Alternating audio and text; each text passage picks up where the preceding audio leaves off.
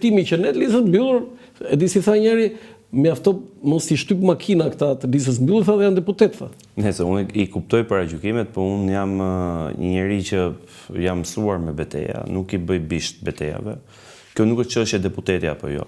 Unë kam qenë deputet në Parlamentin Shqiptar, kam qenë deputet për 1 vit e gjysmë, nga viti 2021 deri në vitin 2023. Po, se për ata që nuk ju kujtohet ose nuk e dini, ju dha dorëheqjen për shkak të kandidimit si... Sepse duhet kandidoja për kryetar bashkia e Tiranës, pra nga shtatori 21 deri në mars 2023 kam qenë deputet, dhe kisha 2 minuta në javë kohë për të folur për zgjedhësit e mi, që mbuloja një zonë me rreth 160.000 banor. Kisha 4 zona elektorale në Tiranë, ku kryesonte zona e kombinatit. Dhe thënë këtë, në këto kushte që unë kam qenë atëherë dhe kam zhvilluar jetën parlamentare, edhe pse kam tentuar për herë që të isha produktiv, proaktiv dhe të flisja për banorët, ishte e parëndësishme fare, zoti Qafoku, që në 2 minuta në javë ti të kesh kohë të mbulosh gjithë hallet e zonave, sepse është e pamundur fizikisht, është e pamundur praktikisht, është e pamundur edhe mediatikisht, jo një sekond, për jetën parlamentare flas, për çfarë ndodhi dhe për opozitën dhe për hapësira demokratike që të ofron kuvendi i Shqipërisë, apo dhe për çka ndodhi në sesionin që ne po mbyllim. Kështu që thënë këtë, nëse ka ndonjë deputet në Partinë Demokratike këtu, tash po dalë për te vetes, apo ndonjë kandidat që mendon që ka hyrë në këtë garë për të bërë deputet, e kanë shumë gabim dhe të kotë e kanë dhe le të vinë le të marrin mandatin tim. Çështja është, ne duhet fitojmë zgjedhjet në datën 10 maj. Si të marrin mandatin tënd? Mandatin e këtij? Se as na duhet hiç një mandat deputeti në opozit prap. Ja po ta them troç, duke nisur nga unë i pari. Arsyeja është sepse do të thonë duke thënë që nëse PD-ja u mbet, nëse do të ketë në 11 maj një çimentim për mandatin e 4 të Edi Ramës, unë jam bindur që kjo nuk do të ndodhë, po nëse zgjedhjet do të sërish do të grabiten, apo do të lejojmë ne të grabiten, ka një çështje tjetër këtu, edhe kjo duhet folur. Do flasim për këtë, po është për mua është fundi i demokracisë në Shqipëri, është kapitullimi i një beteje të gjatë për të rrëzuar komunizmin. Nëse i voton populli zoti Kulliçi, i autokracisë përfundimtare në Shqipëri. I voton populli.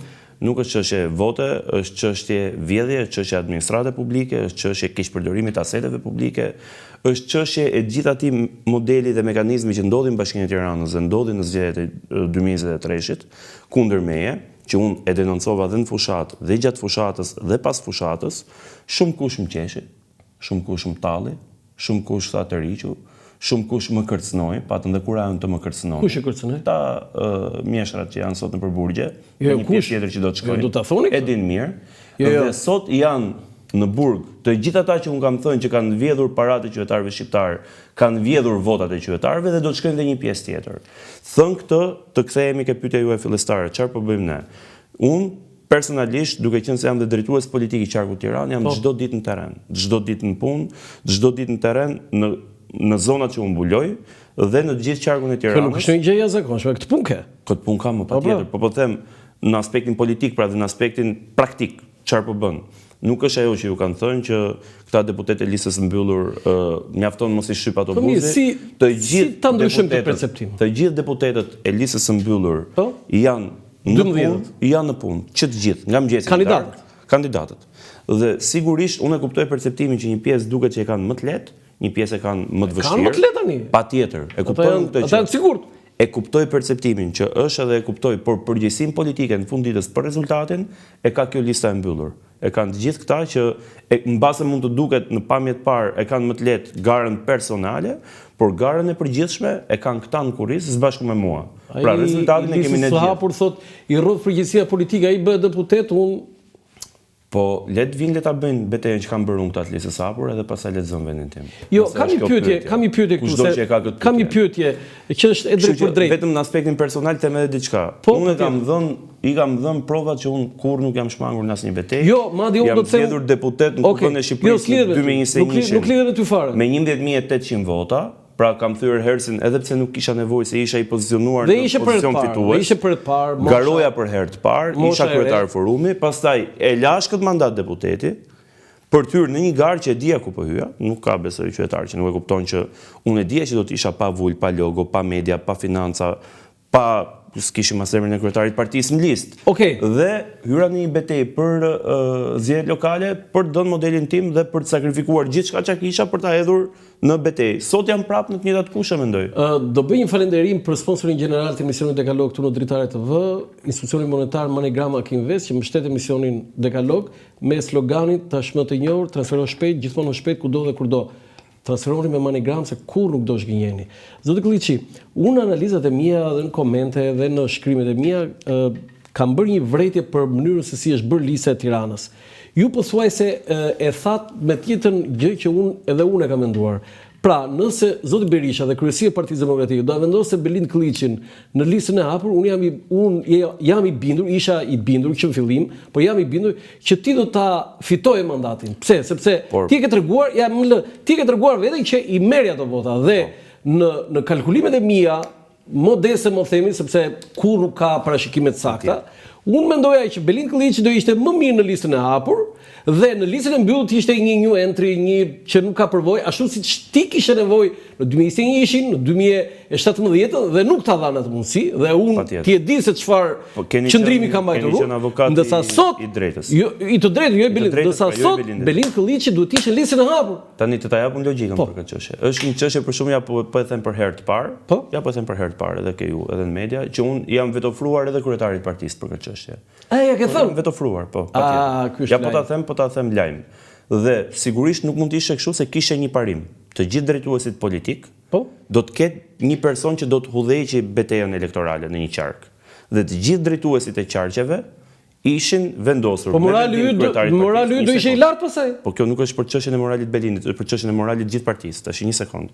Të gjithë drejtuesit politik u ra dakord që do të ketë një formulë unike për gjithë një lloj, do të udhëheqin betejën elektorale. Lutem regjistër listën e Tiranës për Partinë Demokratike? Kështu që thënë këtë, të gjithë drejtuesit politik janë vendosur të parët në qarqet ku kanë garuar.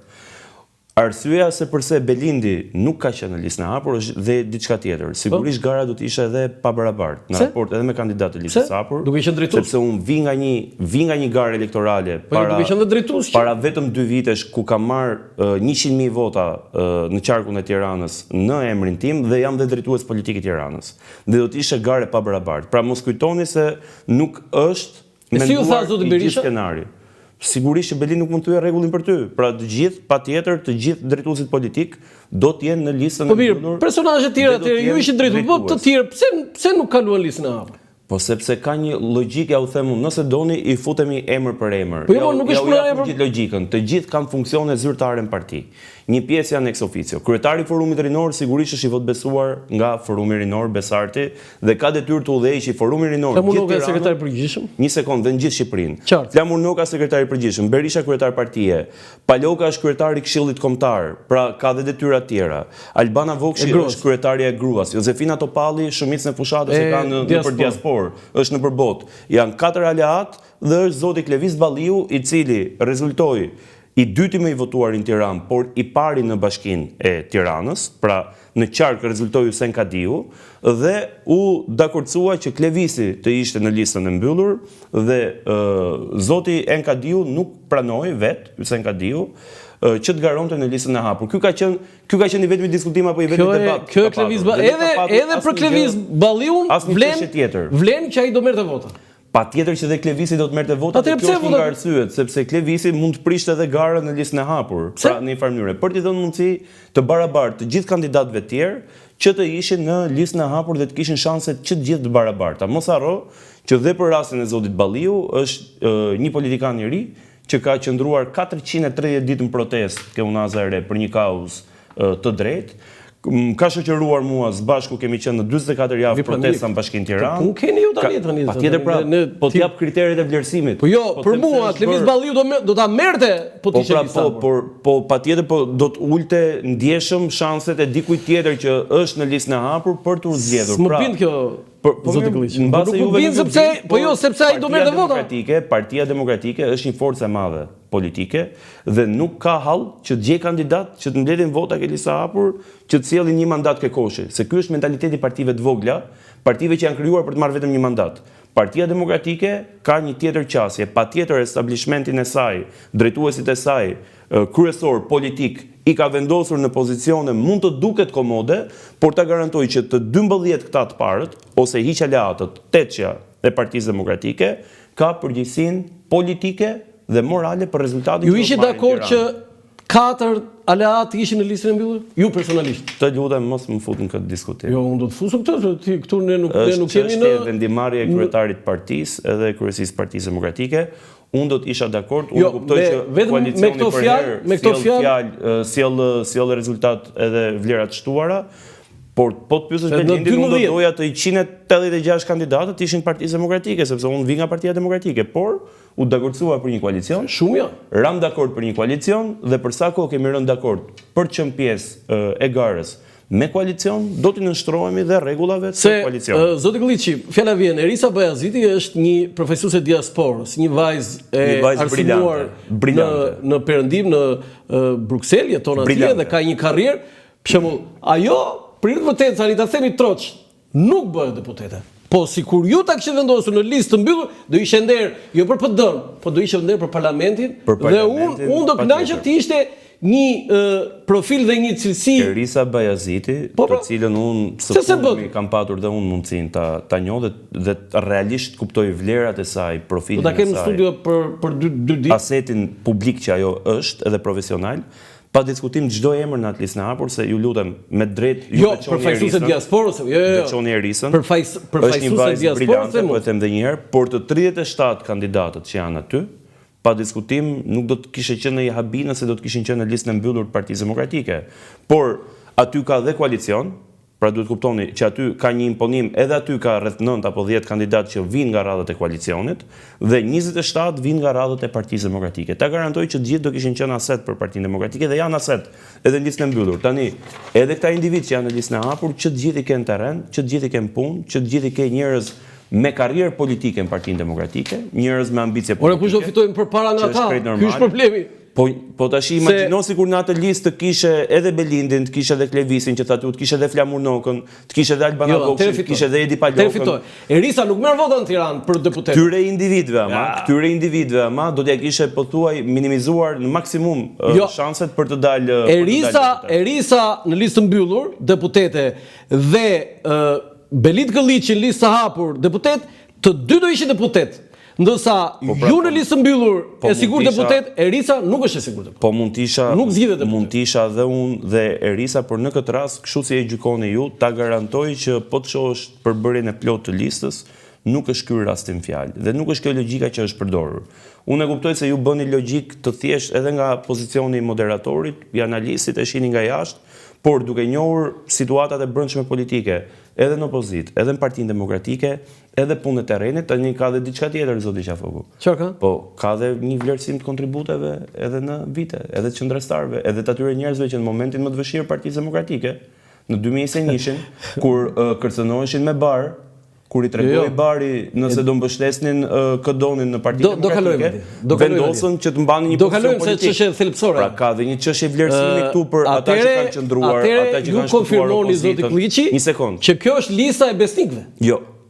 Është lista e njerëzve që kanë historinë në Partinë Demokratike, kanë kontribut në Partinë Demokratike, kanë karrierë në Partinë Demokratike, kanë mbajtur në ditën më të vështirë dhe në ditët më të zeza Partinë Demokratike gjallë dhe në këmbë, dhe pa diskutim të njëjtën gjë e ke se po tash ngelëm ke lista e mbyllur, po ti hysh listës hapur, ti të gjithë listën e hapur me individ të tillë që nga Partia Demokratike. Jo, niveli këtu është mbetur, po më mirë, po sepse janë drejtues qendror, edhe për shkak funksioneve.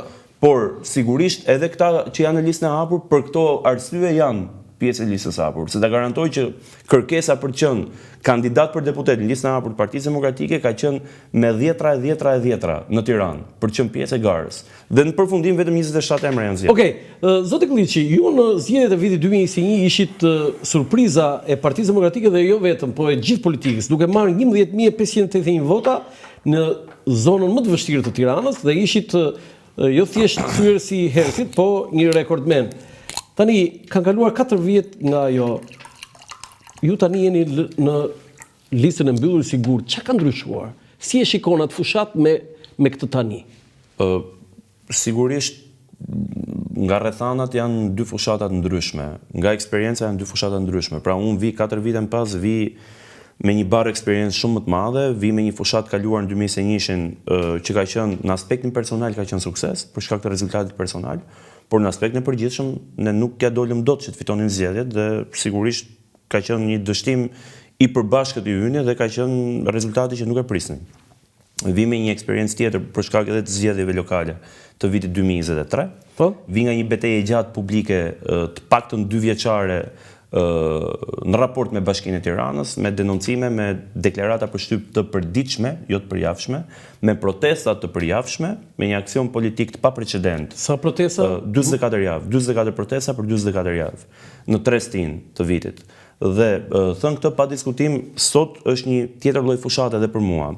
Por ta garantoj që impenjimi është edhe më i madh këtë herë, sepse nëse herën e kaluar isha një rishtar, dhe nga unë pritej që unë performoja mirë në zonat e mia, aty ku isha kandidat, këtë radhë nga Belindi pritet që të performoj mirë i gjithë qarku dhe unë të marrë përgjegjësi edhe më të mëdha për shkak edhe të profilit tim politik edhe të eksperiencës. Në Tiranë. Po ne sot që flasim në mënyrë të padiskutueshme, objektiv kemi 19 mandate, duke konsideruar që 18 mandate do duhet i marrim dhe do t'i marrim.